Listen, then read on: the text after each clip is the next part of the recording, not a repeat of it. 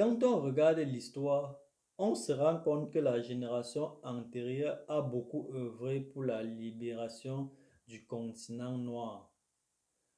De nombreux dignes fils d'Afrique ont donné leur vie pour la souveraineté du continent. Même si elle n'a pas été totale, ils ont fait leur part. Sans leurs actions, beaucoup de choses seraient sûrement pires. Ils ont aussi ouvert nos yeux sur certaines réalités. La plupart de ces révolutionnaires ont été assassinés à cause de leurs engagements pour un continent qui profite de ses ressources et aussi du bien-être de la population. D'autres, par contre, ont été emportés par la mort naturelle, mais toutes leurs actions resteront à jamais gravées dans nos mémoires. Dans cette vidéo, je te présente les héros africains. À tout de suite.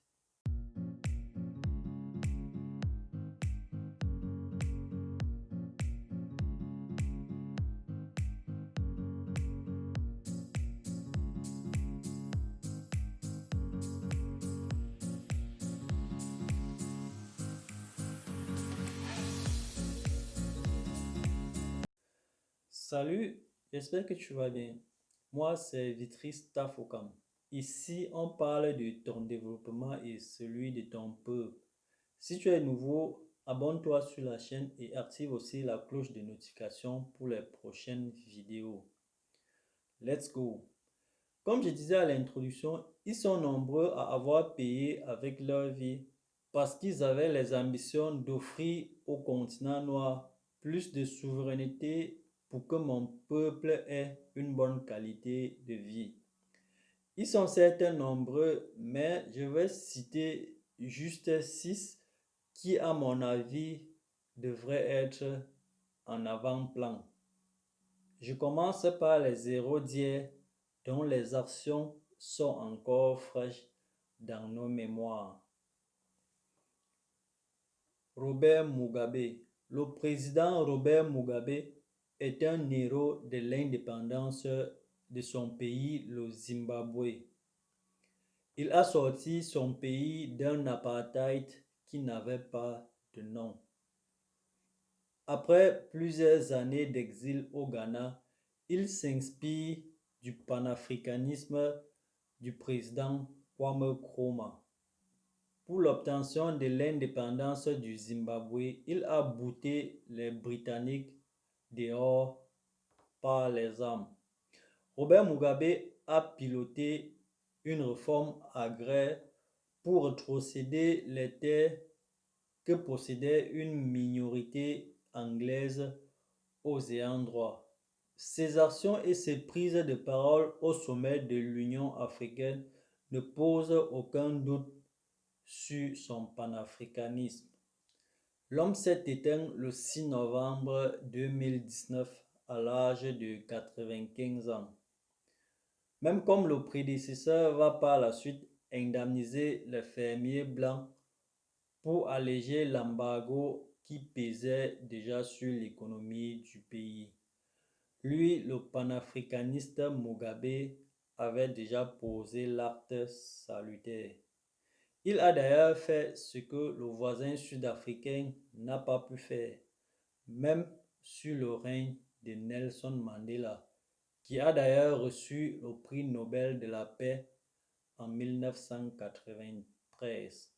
Il était bien apprécié à l'international. Suivez mon regard. Muammar Kadhafi. Muammar Kadhafi est l'un des hommes qui ont marqué l'Afrique de par leur détermination pour la liberté de l'homme noir. Il a été longtemps présenté comme un dictateur parce qu'il ne donnait pas la parole à son peuple qui vivait d'ailleurs très bien. Avec lui, c'était très difficile pour les Occidentaux de piller les richesses libyennes. Pour ce faire, la campagne occidentale contre son régime était telle que les Africains avaient une mauvaise idée de l'homme qu'on a trouvé mauvais pour son peuple. En Libye, l'eau, l'électricité, les universités et l'hôpital étaient gratuits. Et ça n'existe nulle part au monde. Donc, les Libyens vivaient très bien.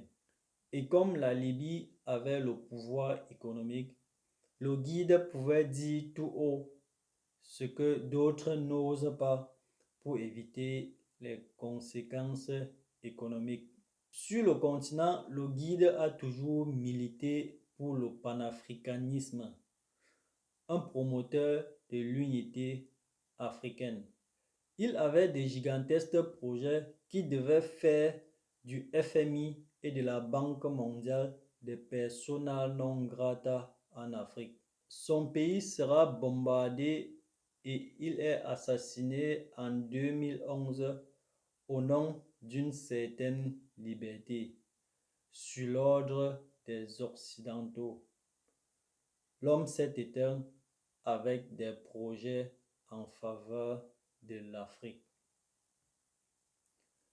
Patrice Lumumba, Premier ministre congolais, il a marqué l'histoire africaine par son engagement en faveur du peuple congolais qu'il voulait délivrer complètement de la domination des Blancs.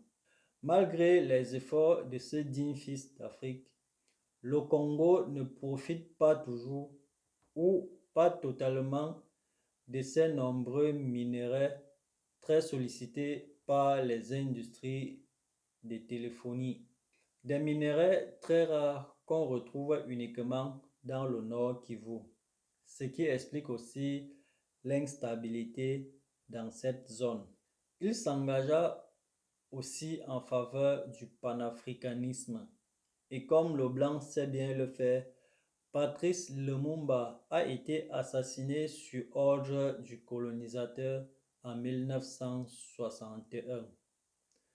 À seulement 35 ans, il a écrit sa page d'histoire et reste à jamais dans l'histoire de l'Afrique pour son combat noble. Thomas Sankara, l'ancien président burkinabé, est un anti-impérialiste et un tiers-mondiste burkinabé. Il est contre le colonialisme et le néocolonialisme des Occidentaux et plus particulièrement de la France en Afrique. Il est l'un des meneurs de la dernière révolution de l'Afrique progressiste qui s'oppose à l'Afrique modérée. Et comme le colonisateur ne voulait pas essuyer une honte, son assassinat sera commandité par un coup d'État qui va amener au pouvoir Blaise Compaoré en 1987. L'homme fut éteint. Cheikh Anta Diop, historien, anthropologue et homme politique sénégalais, il a mis l'accent sur l'apport de l'Afrique, plus particulièrement de l'Afrique noire, à la culture et à la civilisation mondiale. Auteur de Nations nègres et culture, considéré comme un texte majeur dans la renaissance du monde noir. Dans un contexte de marginalisation accélérée du continent, ces travaux vont marquer la conscience historique de l'Afrique et appellent au combat permanent contre les racismes sous toutes ses formes. Kwame Nkrumah, le promoteur des États-Unis d'Afrique. Ce grand homme africain est un indépendantiste et panafricaniste ghanéen. Kwame Nkrumah a mené une haute lutte avec le colonisateur anglais pour la libération et l'indépendance de son pays. Il a dirigé le Ghana indépendant en tant que premier ministre et puis en tant que président avant d'être destitué 6 ans après par un coup d'État. Au niveau du continent, il a revendiqué l'indépendance immédiate de l'Afrique. Il a prôné la formation d'une identité supranationale, les États-Unis d'Afrique, qui permettrait au continent de devenir l'une des plus grandes forces du monde. L'homme s'est éteint en avril 72 à l'âge de 62 ans.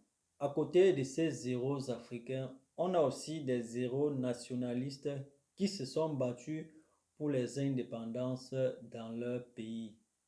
Leur mémoire reste aussi à saluer. Des générations se sont battues, sacrifiées pour l'évolution et la libération de l'Afrique, au point où on se demande si notre génération androïde a échoué ou serait-elle toujours sur la bonne voie? Et si c'était ton tour? Et si l'Afrique avait besoin de tes services? Serais-tu prêt à relever le défi? Merci de m'avoir suivi. Porte-toi bien et à dimanche prochain. Ciao.